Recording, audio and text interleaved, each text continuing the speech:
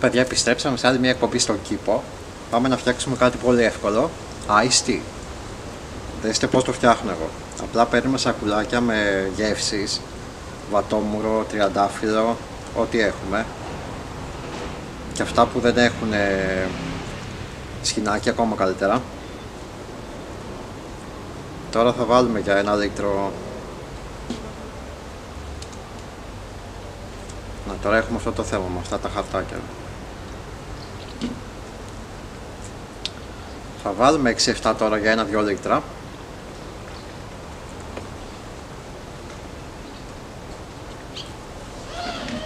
Θα προσθέσουμε βραστό νερό να τα κάλυψει.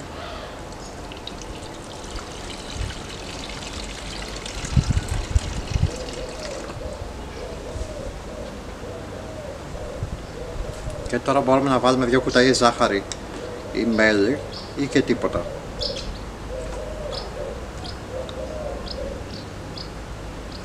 Και θα τα αφήσουμε 5 λεπτά.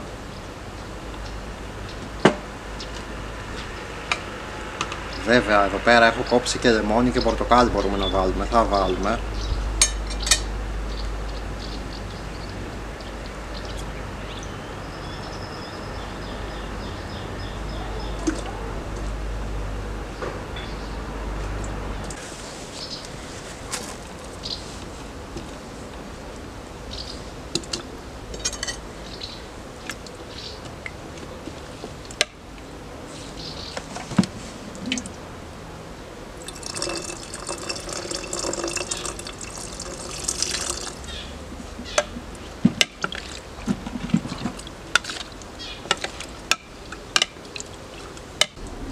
Θα του προσθέσουμε παγωμένο νερό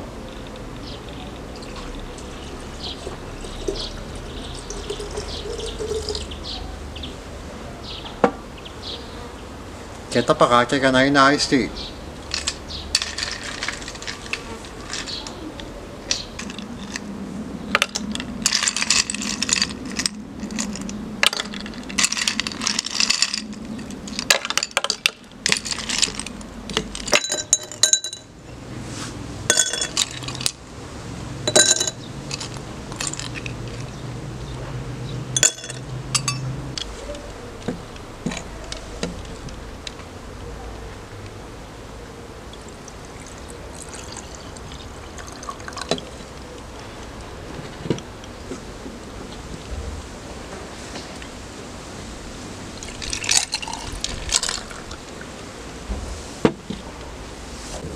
Λοιπόν παιδιά, αυτή ήταν η δύσκολη συνταγή. Άμα σας άρεσε να τη φτιάξετε, πατήστε like και εγγραφή στο κανάλι μου.